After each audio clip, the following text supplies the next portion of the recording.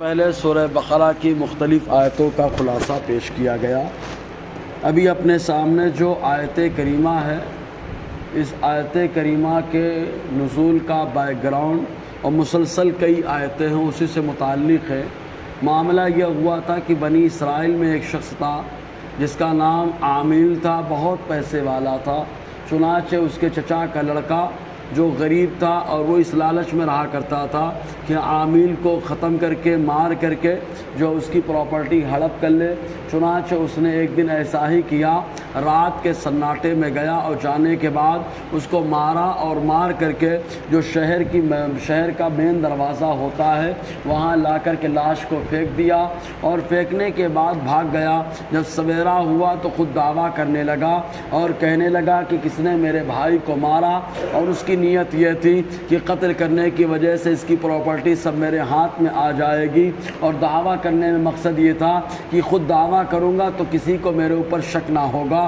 اس طریقے سے اس نے چلانا شروع کر دیا، لوگ جمع ہو گئے تو ان لوگوں نے کہا ادھر ادھر بھٹکنے کی کیا ضرورت ہے، اللہ کے نبی حضرت موسیٰ علیہ السلام جلوہ گر ہے، چلو چل کر ان کے سامنے بات رکھی جائے، وہ خود کوئی نہ کوئی مسئلے کا حل بتائیں گے۔ چنانچہ تمام لوگ جمع ہو کر کے حضرت موسیٰ علیہ السلام کے پاس آئے تو حضرت موسیٰ علیہ السلام نے فرمایا کہ خود مقتول ہی اگر کہہ دے جس کا قتل ہوا ہے کہ مجھے کس نے مارا تو کتنی اچھی بات ہو جائے، تو وہ لوگ بڑے خوش ہو گئے۔ آپ نے ارشاد فرمایا وہ مقتول اس صورت میں کہے گا کہ تم گائے کو ذبح کرو اور گائے کے کسی بھی حصے سے اس مقتول کو مارو، اللہ تعالیٰ اس مقتول کو زندہ فرمائے گا اور وہ مقتول خود گواہی دے گا کس نے مجھے مارا ہے۔ چنانچہ یہ بتایا تو پھر جو آپ کی قوم کے لوگ تھے، بنی اسرائیل کے لوگ، ان لوگوں نے کہا مقتول کا زندہ کرنا، کہاں اس کا گواہی دینا، کہاں گائے کو ذبح کرنا، کہاں اس کے بدن سے مارنا، اس طریقے سے مقتول کا زندہ ہونا، کہا سمجھ میں نہیں آتی ہے بات۔ تو حضرت موسیٰ علیہ السلام نے ارشاد فرمایا اعوذ باللہ ان اکون من الجاہلین، میں نے جو مسئلے کا حل بتایا میں اللہ کی پناہ لیتا ہوں، کیا تم سمجھتے ہو کہ میں نادان ہوں، ایسی جگہ نادانی والی باتیں کروں گا؟ تو ان لوگوں نے کہا اگر یہ بات ہے کہ آپ نے حکم دیا اللہ کی یہی مرضی ہے تو ٹھیک ہے، یہ بتائیے وہ گائے کیسی ہوگی۔ چالو ہو گئی شرارت، کیونکہ قتل کر گائے ذبح کرنے کا ارادہ نہ تھا، تو پوچھا کیسی ہوگی وہ گائے؟ حضرت موسیٰ علیہ السلام نے ارشاد فرمایا گائے نہ ایک دم کم عمر ہوگی اور نہ بالکل بوڑھی ہوگی، درمیانہ ہوگی۔ اور تو ان لوگوں نے پوچھا یہ تو بتا دیجئے کہ گائے کا کلر کیسا ہوگا؟ آپ نے ارشاد فرمایا گائے کا کلر پیلا ہوگا جو دیکھنے سے بڑا خوبصورت معلوم ہوگا۔ تو ان لوگوں نے کہا یہ بتائیے کہ گائے کچھ کرتی ہے کہ نہیں کرتی ہے؟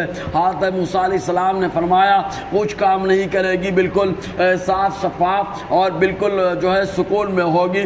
چنانچہ ادھر ان لوگوں نے پوچھا، گائے کو تلاش کرنا شروع کر دیا، حالانکہ اگر قیل قال نہ کرتے تب ایسی صورت میں کسی بھی گائے کو ذبح کرتے، اس کے کسی بھی حصے سے مارتے، مقتول زندہ ہو جاتا اور قاتل کی گواہی دے دیتا۔ لیکن سوال پر سوال کیا تو شرارت کی وجہ سے وہ لوگ خود اپنے اوپر مصیبت لیتے چلے گئے۔ ادھر ایک شخص تھا جو بنی اسرائیل میں بڑا نیک اور پرہیزگار تھا، اس کا ایک بیٹا تھا اور اس نے ایک بچپن میں گائے کا بچہ پال رکھا تھا، وہ بھی مادہ گائے تھی۔ چنانچہ اس کو لے جا کر کے جنگل میں چھوڑ دیا اور اللہ تعالیٰ کے حوالے کر دیا، پروردگار عالم یہ میری امانت تیرے حوالے، جب میرا بچہ آئے گا تو یہ گائے تو اس کے حوالے کر دینا۔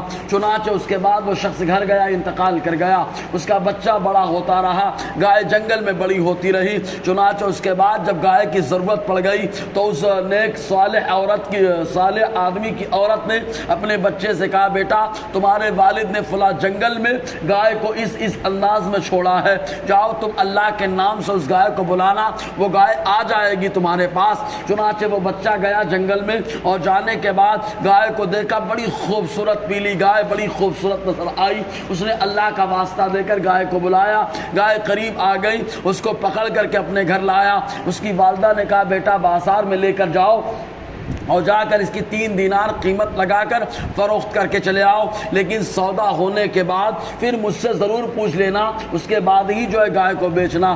چنانچہ 3 دینار قیمت بتائی، یہ لڑکا بڑا فرما بردار ماکا گیا بازار میں، جانے کے بعد 3 دینار قیمت کا اعلان کیا۔ ادھر اللہ تعالیٰ کی مرضی ایک فرشتہ انسانی شکل میں تاجر بن کر کے آیا، اور آنے کے بعد کہتا ہے میں 3 دینار نہیں 6 دینار دوں گا، لیکن شرط یہ ہے کہ آپ اپنی والدہ سے نہیں پوچھو گے، اس کے بعد سودا ہوگا۔ لڑکے نے کہا نہیں ایسا نہیں ہو سکتا، ہمارے جیسے لڑکے ہوتے تو بولتے فائدہ ہو رہا ہے، اس میں ابا اماں کو کیا پوچھنے کا، لیکن اس لڑکے نے کہا نہیں میری ماں نے شرط لگائی ہے کہ سودا ہونے کے بعد مجھ سے پوچھ لینا، تو میں اپنی ماں سے پوچھوں گا، اس کے بعد ہی تم کو گائے دوں گا۔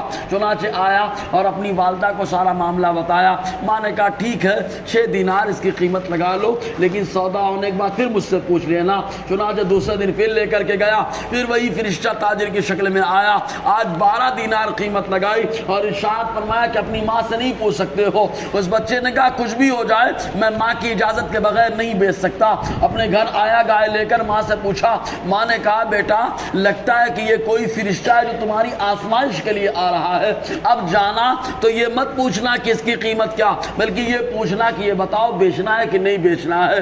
اگر وہ بولے کہ بیچنا ہے تب پوچھنا کہ کس سے بیچنا ہے، پھر پوچھنا کہ کتنے میں بیچنا ہے، انہی سے رہنمائی لے لینا۔ چنانچہ تیسرے دن جب لڑکا لے کر کے پہنچا، جیسے ہی وہ فرشتہ تاجر کی شکل میں آیا، آنے کے بعد مول بھاؤ کرنے لگا، تو بچے نے کہا پہلے آپ میری ایک رہنمائی کریں۔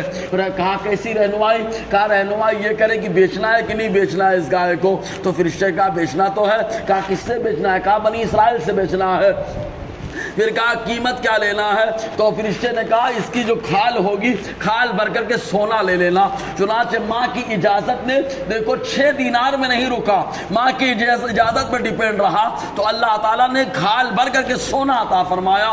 چنانچہ بنی اسرائیل لیے اور آنے کے بعد آئے اور خرید کر کے جب وہ گائے کو لے کر کے گئے اور ذبح کیا، اور ذبح کرنے کے بعد اس کی دم سے مردے کو مارا، مقتول کو مارا، تو اٹھ کر کے کھڑا ہو گیا، گردن سے خون کا فوارہ جاری ہو گیا، اور اس نے کہا کہ مجھے مارنے والا کوئی عام شخص نہیں ہے، یہ میرے چچا کا لڑکا ہے جو میری مال اور میرے دولت کے لالچ میں مجھے مارا ہے۔ حضرت موسیٰ علیہ السلام نے حکم نافذ فرمایا کہ پہلے تو قصاص لیا جائے، مزید یہ کہ اس کو پراپرٹی سے بے دخل کر دیا جائے، کیونکہ شریعت کا قانون ہر دور میں رہا کہ قاتل کو مقتول کی پراپرٹی سے کچھ نہیں ملا کرتا، چنانچہ وہ محروم کر دیا گیا۔ اسی تعلق سے تقریباً 1 صفحے پہ پھیلا ہوا یہ پورا واقعہ ہے، انشاءاللہ آگے گفتگو رہے گی۔ اللہ تبارک و تعالی ہم سب کو فیضان قرآن، برکات قرآن سے مالا مال فرمائے۔